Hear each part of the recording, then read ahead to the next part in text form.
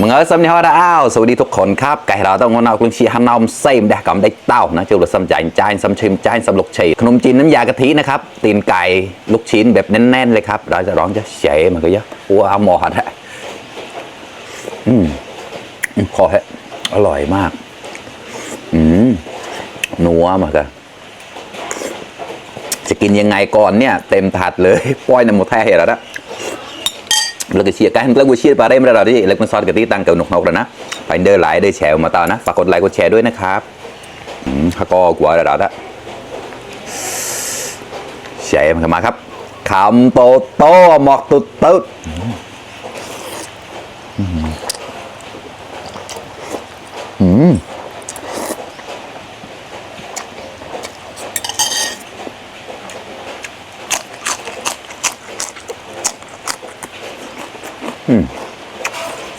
ขอฮะ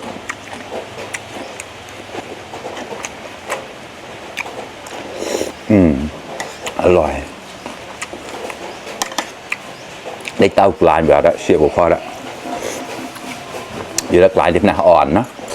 มา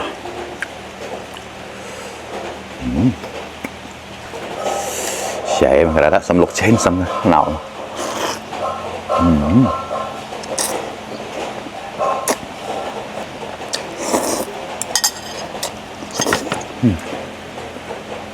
หัวปลีซอยตับรัด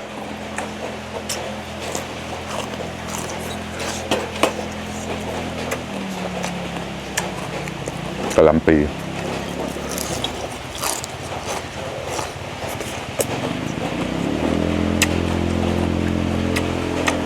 ผักกาดดองครับ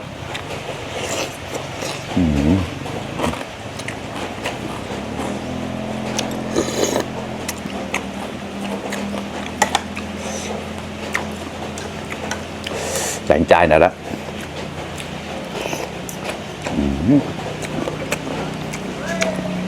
เข้าครับ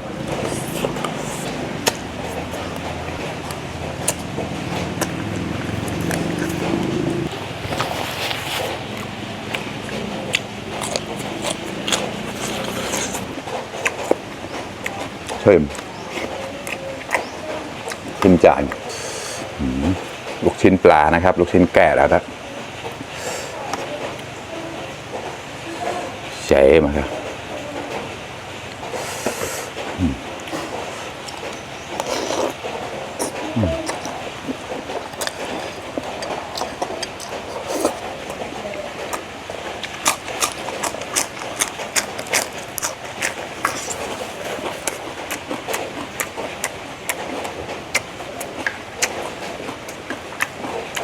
บาปหลอดแปรหลอดยังไงทำสินะ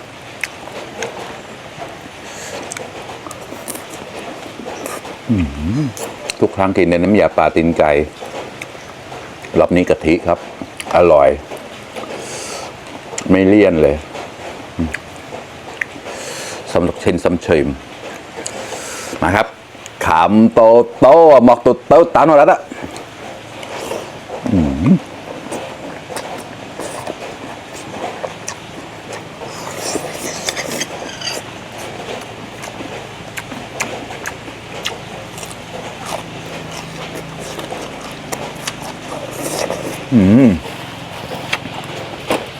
เชื่อกระสอบรัดปากมาครับเข้ากัน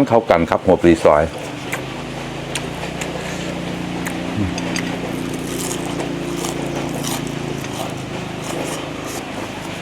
มีเต้าหน้าจุดบ่อยแล้วจะกุ้ยกับหน้าละ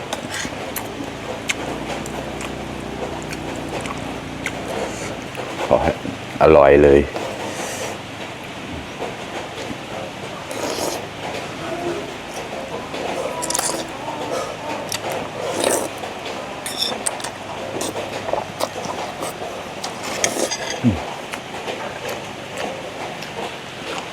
ถั่วฝักยาวเผ็ดสิ่งเรานะเราเป็นปอดเผ็ดมาก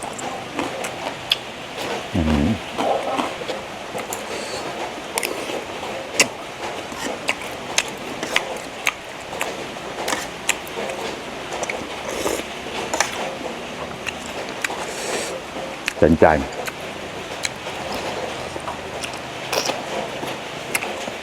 เสียคอแล้วละ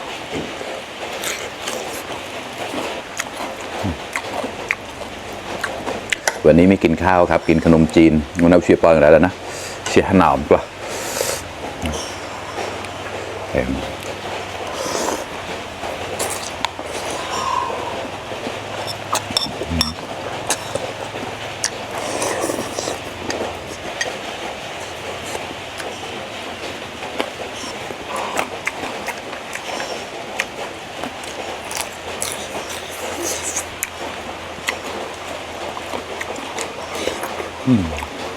เลือดก็ดีช่วยมือข้อ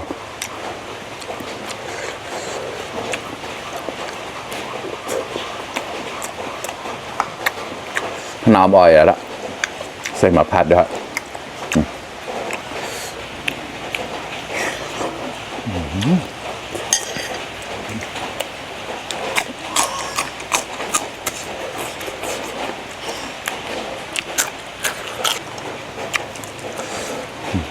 จานจ่าย